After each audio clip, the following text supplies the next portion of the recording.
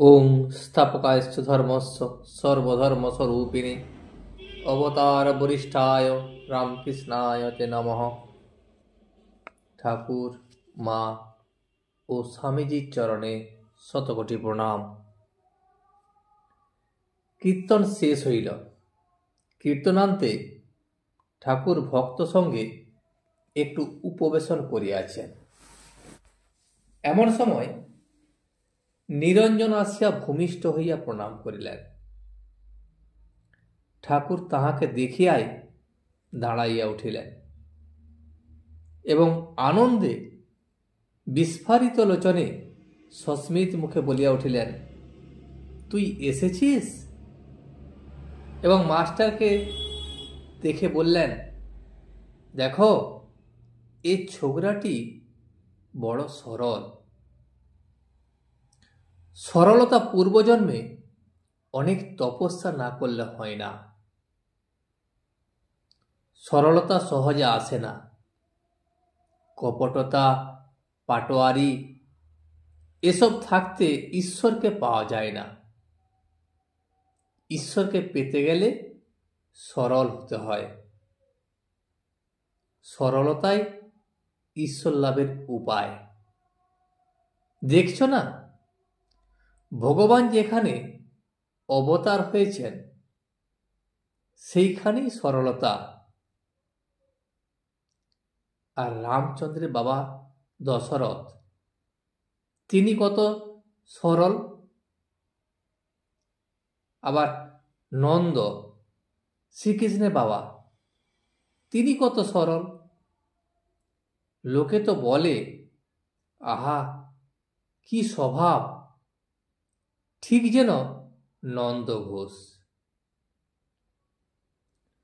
ভক্তরা সরল। তাহলে ঠাকুর কি ইঙ্গিত করিতেছেন যে আবার ভগবান কি অবতীর্ণ হয়েছেন? ঠাকুর নিরঞ্জনকে বলিলেন, দেখ, তোর মুখে যেন একটা কালো আবরণ পড়েছে। তুই অফিসের কাজ করিস কিনা তাই পড়েছে। অফিসের হিসাবপত্র করতে হয়, আরো নানা রকম কাজ আছে। সর্বদা ভাবতে হয়। সংসারের লোকেরা যেমন চাকরি করে, তুইও চাকরি করছিস, তবে একটু তফাৎ আছে। তুই মার জন্য চাকরি স্বীকার করেছিস। মা গুরুজন, ব্রহ্মময়ী স্বরূপা। যদি মাঘ ছেলের জন্য চাকরি করতিস, তাহলে আমি বলতাম ধিক, শতধিক, 100 ছি। আবার মণি মল্লিককে বললেন, দেখো, ছোকরাটি ভারী সরল, তবে আজকাল একটু মিথ্যা কথা কয়, এই যা দোষ। সেদিন বলে গেল যে আসবে, কিন্তু আর এলো না। নিরঞ্জনকে বলিলেন, তাই রাখাল বলেছিল, তুই এড়ে দয়ে এসো আমার সঙ্গে দেখা করিস নাই কেন? নিরঞ্জন ঠাকুরকে বলিলেন, আমি এড়ে দয়ে সবে 2 দিন এসেছিলাম। ঠাকুর আবার নিরঞ্জনকে বলিলেন, ইনি হেডমাস্টার, তোর সঙ্গে দেখা করতে গিয়েছিলেন, আমি পাঠিয়েছিলাম। আর মাস্টারকে বললেন, তুমি সেদিন বাবুরামকে আমার কাছে পাঠিয়ে দিয়েছিলে? ঠাকুর পশ্চিমের কামরায় 2-4 জন ভক্তের সহিত কথাবার্তা করিতেছেন। সেই ঘরে টেবিল, চেয়ার কয়েকখানা জড়ো করা ছিল। ঠাকুর টেবিল ভর দিয়া অর্ধেক দাঁড়াইয়া আছেন আর অর্ধেক বসেছেন। ঠাকুর মাস্টারকে আবার বলিলেন, আহা, গোপীদের কি অনুরাগ! তোমাল দেখে একেবারে প্রেমোন্মাদ।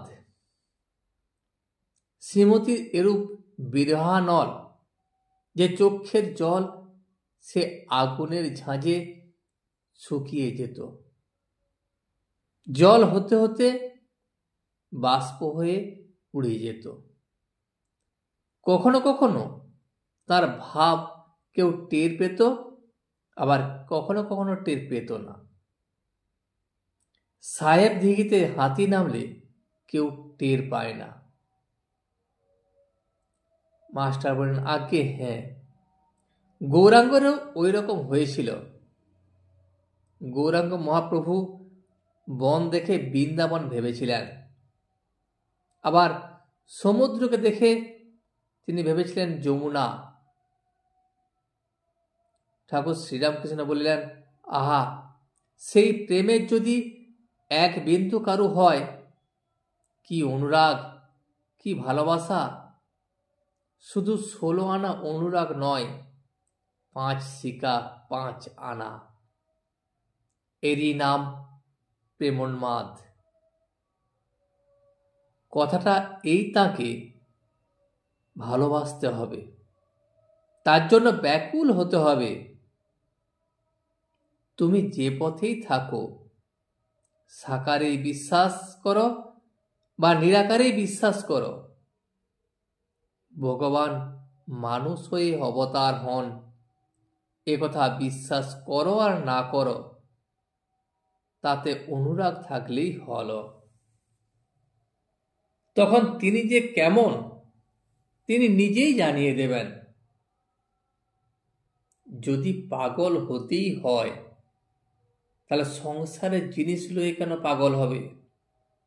যদি পাগল হতে হয়, তবে ঈশ্বরের জন্য পাগল হও। ঠাকুর হলঘরে আবার ফিরিলেন। তাহার বসিবার আসনের কাছে একটি তাকিয়া দেওয়া হইল। ঠাকুর সেটি বসিবার সময় ওং তৎসৎ এই মন্ত্র উচ্চারণ করিয়া তাকিয়া স্পর্শ করিলেন। কারণ বিষয়ী লোকেরা এই বাগানে আসা যাওয়া করে, ও সেই বিষয়ী লোকেরা এই সকল তাকিয়া ব্যবহার করে। এই জন্য বুঝি ঠাকুর ওই মন্ত্র উচ্চারণ করিয়া উপাদানটি শুদ্ধ করিয়া লইলেন। ভবনাথ, মাস্টার প্রভৃতি কাছে বসিলেন।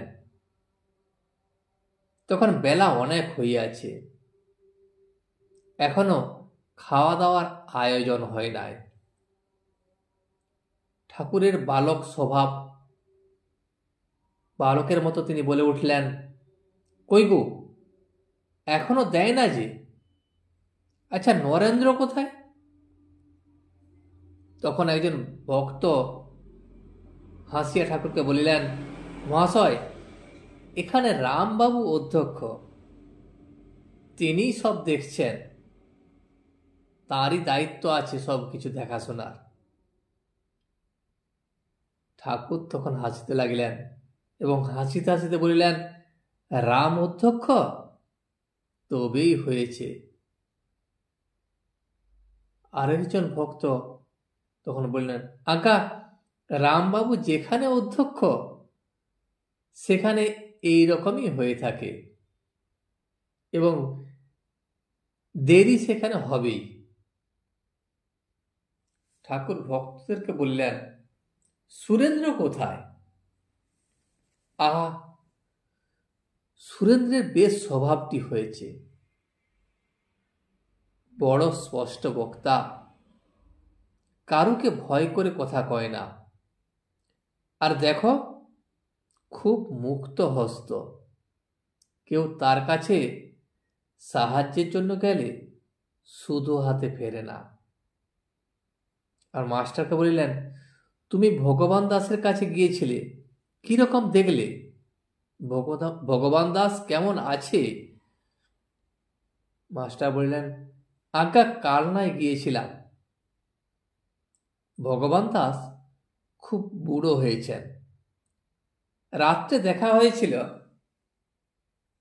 তিনি কাঁথার উপর শুয়েছিলেন। তাকে প্রসাদ এনে একজন খাইয়ে দিতে লাগল। তার কাছে চেঁচিয়ে কথা কইলে তবে তিনি শুনতে পান, কানে কম শুনেন। আপনার নাম শুনে বলতে লাগলেন, তোমাদের আর ভাবনা কি? সেই বাড়িতে নাম ব্রহ্মের পূজা হয়। ভবনাথ মাস্টারকে বলিলেন, আপনি অনেকদিন দক্ষিণেশ্বরে যান নাই। ইনি আমাকে দক্ষিণেশ্বরে আপনার বিষয়ে জিজ্ঞাসা করছিলেন। ইনি বলতে ভবনাথ ঠাকুরের কথা বলছেন, যে ঠাকুর ভবনাথকে জিজ্ঞাসা করেছিলেন যে মাস্টার কেন এখানে আসেন না। তিনি বললেন, মাস্টারের কি অরুচি হয়ে গেল? এই বলিয়া ভবনাথ হাসিতে লাগিল। ঠাকুর উভয়ের কথোপকথন সমস্ত শুনিতেছিলেন। মাস্টারের প্রতি সস্নেহ দৃষ্টি করিয়া বলিতেছেন, হ্যাঁ গো, তুমি অনেকদিন যাও নাই, কেন বলো দেখি? মাস্টার তো করিতে লাগিলেন। তিনি আর বলিতে পারিলেন না কেন তার যাওয়া হয় নাই। এমন সময় মহিমাচরণ আসিয়া উপস্থিত। মহিমাচরণ কাশীপুরবাসী, ঠাকুরকে ভারী শ্রদ্ধা ভক্তি করেন ও সর্বদা দক্ষিণেশ্বরে যান। ব্রাহ্মণ সন্তান, কিছু পৈতৃক বিষয় আছে। স্বাধীনভাবে থাকেন, কাহারও চাকরি করেন না। সর্বদা শাস্ত্রালোচনা ও ঈশ্বর চিন্তা করেন। কিছু পাণ্ডিত্য আছে, ইংরাজি, সংস্কৃত তিনি অনেক গ্রন্থ পড়িয়াছেন। ঠাকুর হাসিয়া মহিমাকে বলিলেন, একই, এখানে জাহাজ এসে উপস্থিত? এমন জায়গায় ডিঙি টিঙি আসতে পারে, এ যে একেবারে জাহাজ।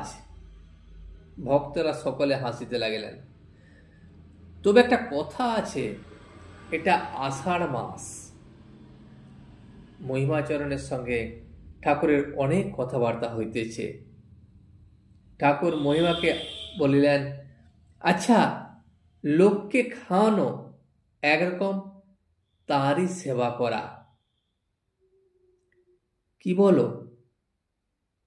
সব জীবের ভিতরে তিনি অগ্নিরূপী রয়েছেন। খাওয়ানো কিনা তাকে আহুতি দেয়া, কিন্তু তা বলে অসৎ লোককে খাওয়াতে নাই। এমন লোক যারা ব্যভিচারাদি মহাপাতক করেছে, ঘোর বিশ্বাসক্ত লোক, এরা যেখানে বসে খায় সে জায়গায় 7 হাত মাটি অপবিত্র হয়। একবার হৃদয় শিয়রের লোক খাইয়েছিল। তাদের মধ্যে অনেকেই খারাপ লোক। আমি হৃদয়কে বললাম, দেখ হৃদয়, ওদের যদি তুই খাওয়াস তবে এই তোর বাড়ি থেকে আমি চললুম। মহিমাকে বললেন, আচ্ছা, আমি শুনেছি তুমি আগে লোকদের খুব খাওয়াতে, এখন বুঝি খরচা বেড়ে গেছে? ভক্তরা সকলে হাসিয়া উঠিলেন। আজ এই পর্যন্তই। ভিডিওটি শেষ পর্যন্ত দেখার জন্য আপনাকে অসংখ্য ধন্যবাদ। ভিডিওটি যদি আপনার ভালো লেগে থাকে তাহলে একটা লাইক, কমেন্ট এবং বন্ধুর সাথে শেয়ার করে দেবেন। সাবস্ক্রাইব করে পাশে থাকা বেল আইকনটি বাজিয়ে দেবেন, যাতে আপনাদের নতুন ভিডিওগুলি সর্বপ্রথম আপনার কাছে পৌঁছে যায়। জয় শ্রী রামকৃষ্ণ, জয় শ্রী রামকৃষ্ণ, জয় শ্রী রামকৃষ্ণ।